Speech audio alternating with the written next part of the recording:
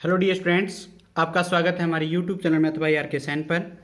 आज हम next lecture लेके आए हैं द्विघात समीकरण पर, जिसमें हमारा टॉपिक रहेगा मूलों एवं गुणांकों में संबंध। मूलों व गुणांकों में संबंध। तो हमारे पास इनमें कैसा संबंध रहेगा? जैसे हम द्विघात समीकरण देखते हैं तो हमारे पास द्विघात समीकरण कैसी होती है? ए एक्स का स्क्वायर प्लस में बी एक्स प्लस में सी, और जहाँ पे ए का मान बराबर नहीं होता जीरो के, तो इस टाइप से होती है। तो के मूल क्या होंगे? अल्फा बीटा होंगे। बीटा हो तो हमारे पास पहला होता है मूलों का योग। तो मूलों का योग तो डियर स्टूडेंट माइनस बी बटा ए होगा, इस टाइप से होगा। और यहां हम ये भी लिख सकते हैं माइनस एक्स का गुणांक और बटा में एक्स की स्क्वायर का गुणांक, तो ये लिख सकते हैं हम। तो इस चीज को आप ध्यान रखोगे। नेक्स्ट है हमारा सेकंड, मूलों का गुणनफल।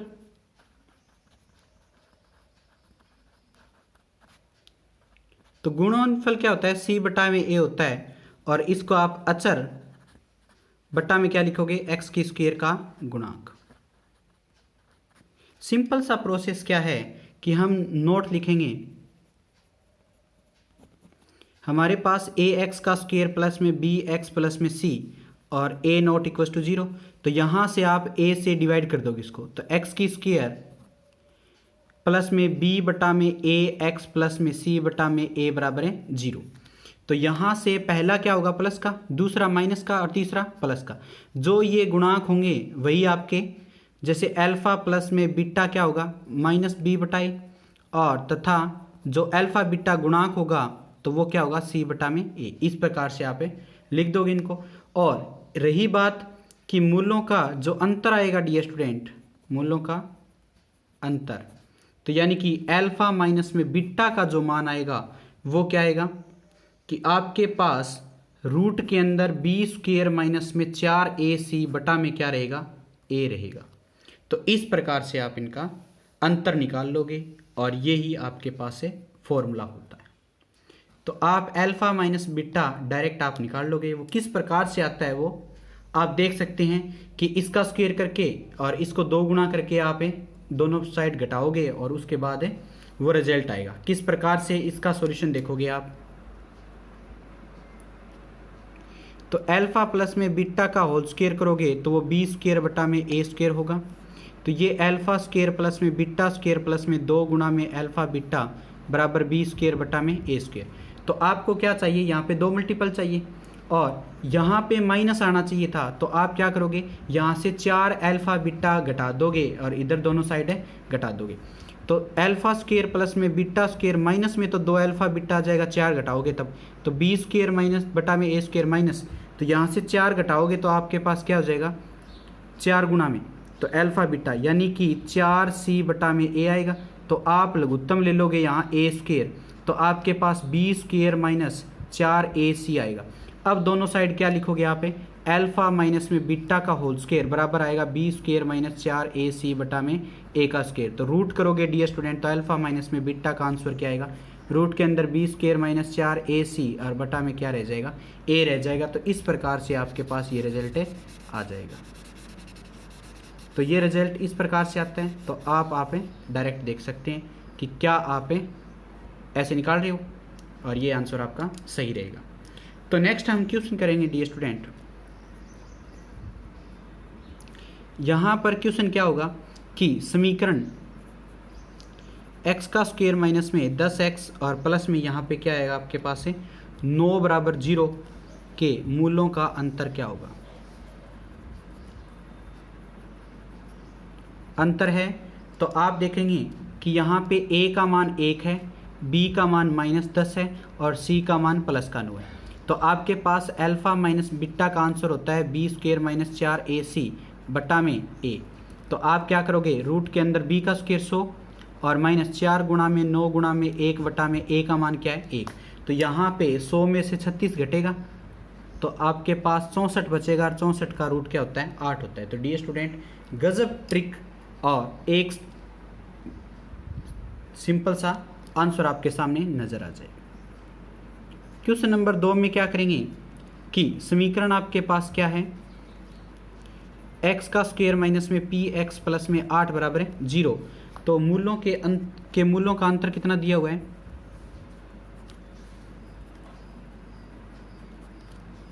2 दिया हुआ, तो p का मान क्या होगा। तो p का मान ज्ञात करने के लिए तो सिंपल सी ट्रिक होगी कि जो 2 है बराबर वो अल्फा माइनस में बीटा बराबर 2 दिया हुआ है और इसका रूट क्या होता है b स्क्वायर, तो यानी p का स्क्वायर माइनस 4 गुणा में 1 गुणा में 8, c का मान तो 1 हुआ है। तो आपके पास 2 बराबर क्या हुआ, p का स्क्वायर माइनस में 32 हुआ। तो यहाँ दोनों साइड स्क्वायर करोगे तो ये क्या हो जाएगा, दोनों साइड स्क्वायर करोगे तो आपके पास 4 बराबर p स्क्वायर माइनस है 32, तो p का स्क्वायर बराबर कितना हुआ 36। तो p का मान आएगा अपने पास क्या, प्लस माइनस का 6। तो इस प्रकार से आप यहाँ से आंसर निकाल लो। तो डियर स्टूडेंट, ये चीज़ें आपको ध्यान रखनी हैं और ये सिंपल से आंसर आपको सेकंडों में निकल जाएंगे। तो नेक्स्ट हम क्वेश्चन नंबर 3 देखेंगे डियर स्टूडेंट। तो यदि समीकरण x का स्क्वायर माइनस में 5x प्लस में k बराबर 15 हो तो के मूलों का अंतर कितना है, -3 है, तब k का मान ज्ञात करना है। तो डियर स्टूडेंट, यहाँ से वही सेम मेथड, तो ये क्या होगा, अल्फा माइनस बीटा बराबर -3 होगा और वो सूत्र क्या होता है b स्क्वायर यानी 25 और माइनस में 4 गुणा में 1 गुणा में k और बटा में आंसर क्या आएगा 1। तो यहाँ से दोनों साइड स्क्वायर करोगे, -3 का स्क्वायर करोगे 9 और इसका स्क्वायर करोगे तो 25 माइनस में 4k, तो ये 4k इधर आएगा 9 इधर आएगा, तो 4k बराबर 25 में से 9 गए 16 और k का मान क्या आएगा 4 चौके 16, तो k का मान आपके पास 4 आ जाएगा। तो यहाँ से इस प्रकार आंसर निकाल लोगे। तो डियर स्टूडेंट, ये चीज़ आपके पास रिजल्ट रहेगा। और नेक्स्ट देखते हैं हम, द्विघात समीकरण x की स्क्वायर माइनस में बी एक्स प्लस में c बराबर 0 तथा x की स्क्वायर माइनस में सी एक्स प्लस में b के मूलों का अंतर समान है। तो मूलों का अंतर समान है हो तो आपके पास रिजल्ट है वो b प्लस में c क्या आएगा, ये चीज़ पूछी गई। तो यहाँ से आप क्या करेंगे कि इसके जो मूल का अंतर है वो अल्फा माइनस में बीटा क्या होगा, रूट के अंदर इसका b का स्क्वायर -4 गुणा में 1 गुणा में c और बटा में क्या आएगा 1, a का मान 1 है ना यहाँ पे, और बराबर इसका क्या आएगा, रूट के अंदर c का स्क्वायर माइनस में 4 गुणा में 1 गुणा में b और बटा में क्या आएगा 1। दोनों साइड स्क्वायर करेंगे तो वर्ग करने पर दोनों पक्षों में वर्ग करने पर तो ये b स्क्वायर माइनस 4c और ये क्या आएगा c स्क्वायर माइनस में 4b। तो आप क्या करेंगे, ज़बरदस्त चीज़ है, तो b स्क्वायर माइनस में c स्क्वायर बराबर क्या आएगा, ये 4c प्लस का हो जाएगा और माइनस में 4b। तो यहाँ से 4 कॉमन निकालोगे तो c माइनस में b और ये क्या होगा b माइनस c और b प्लस में c, तो ये इससे काट दोगे तो माइनस रिजल्ट रहेगा यहाँ पे। तो यहाँ से माइनस कॉमन निकालोगे ना, तो ये काटोगे तो आप क्या रखोगे, ये माइनस करोगे तो इसका माइनस और ये प्लस कट जाएगा वहाँ से, तो b प्लस c का आंसर क्या आएगा -4 आएगा। तो इस प्रकार से आप इसको एक्सेप्ट करोगे तो ये चीज़ आपके पास नज़र आएगी, क्योंकि यहाँ माइनस कॉमन निकालोगे तो ये माइनस का ये प्लस का, ठीक है। तो डियर स्टूडेंट, आप इस प्रकार से भी लिख सकते हो b प्लस में c और b माइनस में c और यहाँ से 4 कॉमन निकालोगे तो वो c माइनस में b, तो माइनस कॉमन निकालने के बाद ये आपस में कट जाएंगे। तो इस प्रकार से आपको ये निकालना है। आगे देखते हैं अज्ञात मूलों का समीकरण, वो इंपॉर्टेंट है। तो ये टॉपिक आपके पास है अज्ञात मूलों का समीकरण। यहां से आपको क्या मिलेगा कि अल्फा और बीटा द्विघात समीकरण के मूल हैं, तो यहाँ पे ए एक्स का स्क्वायर प्लस में बी एक्स प्लस में सी बराबर 0, तो ए बराबर क्या नहीं है, 0 नहीं है, के अल्फा बीटा मूल हैं, तब द्विघात समीकरण क्या होगी, तो द्विघात समीकरण क्या होगी आपके पास है, एक्स की स्क्वायर माइनस में अल्फा प्लस में बीटा गुणा में एक्स प्लस में अल्फा गुणा में बीटा। और आप इसको ये भी लिख सकते हैं कि एक्स की स्क्वायर माइनस में मूलों का योग और गुणा में एक्स प्लस में यहाँ पे मूलों का गुणनफल। तो ये इस प्रकार से आप इस सूत्र को बना सकते हैं। तो आपको जो अल्फा और बीटा दिए होंगे तो उनसे आपको समीकरण द्विघात समीकरण निकालनी है। और यहाँ पे नोट क्या लिखेंगे हम कि अप्रिमेय तथा काल्पनिक मूल हमेशा युग्म के रूप में आते हैं। तो यहाँ पे लिखोगे अप्रिमेय तथा जो काल्पनिक रूप होंगे मूल होंगे वो हमेशा क्या होंगे, युग्म के रूप में होंगे। तो काल्पनिक मूल हमेशा युग्म के रूप में आते हैं, ठीक है। और अर्थात यानी कि हम लिख सकते हैं अर्थात एक मूल आपके पास अल्फा प्लस में आयोटा बीटा है, तो दूसरा आपके पास क्या होगा, अल्फा माइनस में आयोटा बीटा होगा। तो इस टाइप से आप नोट करेंगे। और दूसरा नोट क्या है हमारे पास, ये नोट है, यहाँ पर एक मूल a प्लस में रूट बी है तो अप्रिमेय में, तो दूसरा क्या होगा, दूसरा मूल a माइनस में रूट बी जरूर होगा। तो इस टाइप से आप निकाल सकते हैं। तो डियर स्टूडेंट, यहाँ पर हमें अब नेक्स्ट जो क्वेश्चन निकालने हैं तो वो क्वेश्चन देखते हैं हम। यहाँ पर हमारा एक क्वेश्चन होगा, वो किस प्रकार से, जैसे क्वेश्चन क्या है, -3 व -5 से द्विघात समीकरण। तो वो क्या होगी, एक्स की स्क्वायर माइनस इन दोनों का जोड़ कितना होगा, -8 होगा ना। तो यहाँ पे -8x और प्लस में इन दोनों का गुणा कितना हो जाएगा, 15। तो ये द्विघात समीकरण बन जाएगी। तो ये आपके पास आंसर आ जाएगा क्या, कि x का स्क्वायर प्लस में 8x प्लस में 15 बराबर है 0। तो ये चीज़ नोट करने वाली थी डियर स्टूडेंट। तो आपके पास ये आंसर मिल जाएगा। तो ये 8 है, ध्यान रखना।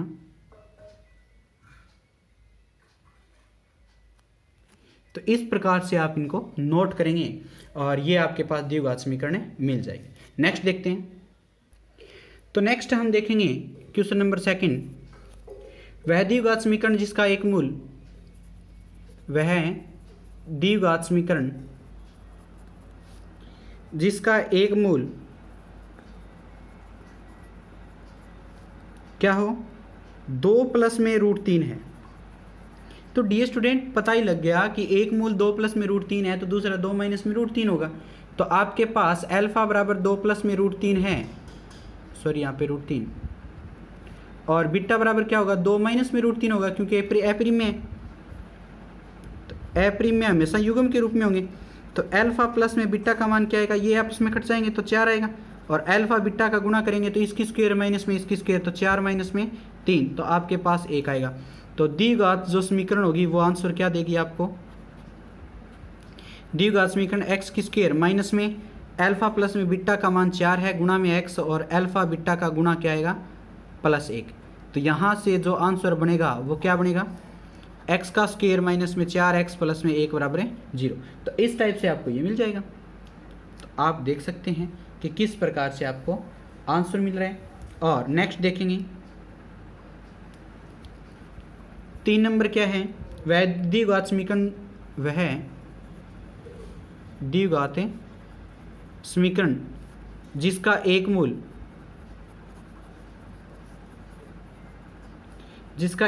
क्या है, 1/2 प्लस में रूट है 5 है। तो आप क्या देखेंगे कि अल्फा बराबर क्या है, 1/2 प्लस में रूट है 5, तो बीटा क्या होगा 1/2 माइनस में रूट 5। तो अल्फा प्लस में बीटा का जो आंसर आएगा तो इनका दोनों का एलसीएम, तो 4 माइनस में 5 हो जाएगा, और ऊपर जाएगा तो 2 माइनस में रूट 5, और प्लस में क्या आएगा 2 प्लस में रूट है 5, ये आपस में कटेंगे तो 4 बटा में आंसर है माइनस का 1, तो यानी कि माइनस का 4 आएगा। और अल्फा बीटा की प्रोडक्ट करेंगे तो 1 बटा में क्या हो जाएगा 4 माइनस में 5, तो ये क्या हो जाएगा आपके पास है आंसर का 1 माइनस है 1। तो आपको समझ आ ही गया होगा कि किस प्रकार से मैंने गुणा किया इन दोनों का और इस प्रकार से इनका एलसीएम में लिया है।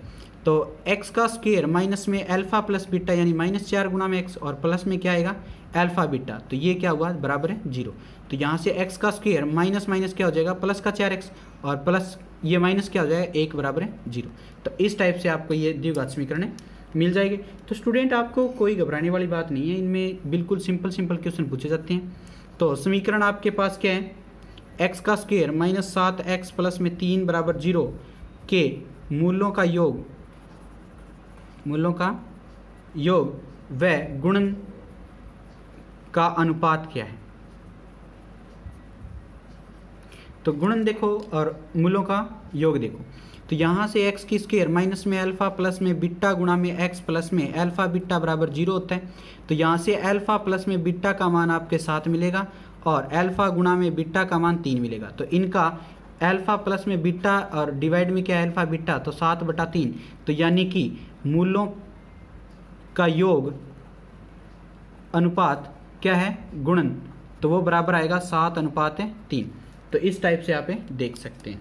तो डियर स्टूडेंट ये चीज़ें आपको नॉर्मल याद रखनी है, जैसे कि आप सोल्व करनी है, और वो आपको याद ही रखना होगा कि किस प्रकार से फार्मूला होता है, तो वो बिल्कुल सिंपल है। तो वह द्विघात समीकरण क्या है जिसका एक मूल काल्पनिक है, जिसका एक मूल क्या है 2 प्लस में 3 आयोटा है। तो आपको ये दिख रहा है, और इसका आंसर क्या आएगा कि आपको अच्छे से पता है कि जब अल्फा का मान 2 प्लस में 3 आयोटा है तो बीटा का मान क्या होगा 2 माइनस में 3 आयोटा होगा, क्योंकि इसका उल्टा होता है, आयोटा वाली चीज़ माइनस की हो जाती है। वो युग्म आपको पता ही है किस प्रकार से मिलते हैं। तो अल्फा प्लस में बीटा क्या आएगा 2 प्लस में 3 आयोटा प्लस में 2 माइनस में 3 आयोटा, तो आंसर क्या आएगा 4।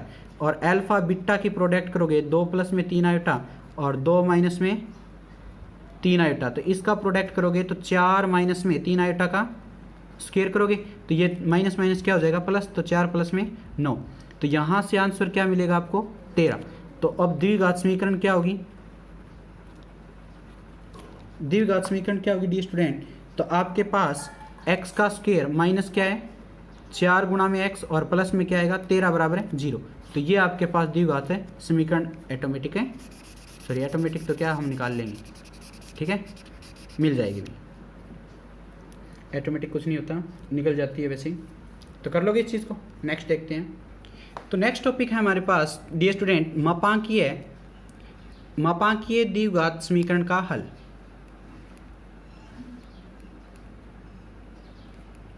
मापांकीय द्विघात समीकरण का हल।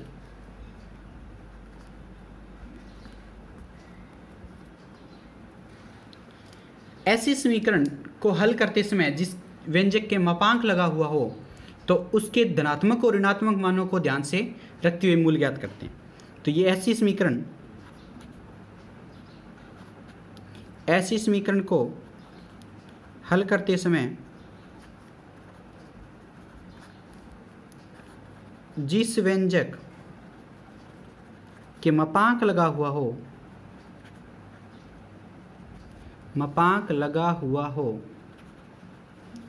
तो उसके धनात्मक तथा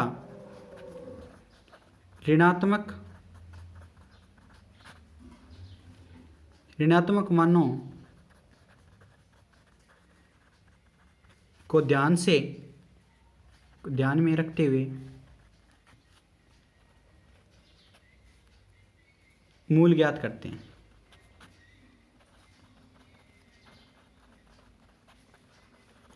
और जो मूल दिए गए प्रतिबंध को संतुष्ट करता है जो मूल दिए गए प्रतिबंध को संतुष्ट करता है वही अभीष्ट मूल होता है। जैसे मोड x बराबर क्या होगा, माइनस एक्स का मान जब x का मान 0 से छोटा हो, और 0 जब x का मान 0 हो, और प्लस x जब x का मान है 0 से बड़ा हो। तो डी स्टूडेंट ये चीज़ें यहाँ पे नोट रखेंगे। अब क्वेश्चन देखते हैं हम। समीकरण आपके पास क्या है, मोड x का स्क्वायर माइनस में 2 गुणा में मोड x और माइनस में 3 बराबर 0 के मूल होंगे।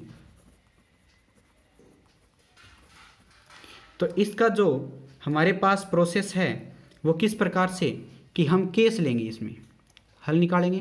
तो केस 1 देखते हैं। केस 1 का मतलब जब x का मान 0 से छोटा हो तो,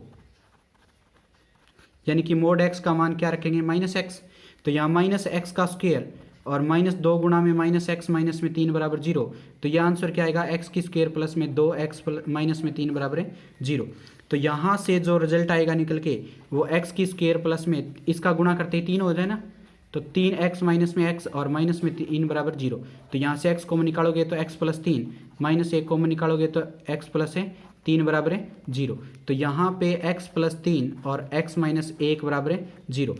तो x बराबर 3 होगा या फिर 1 होगा। तो एक असंभव होगा।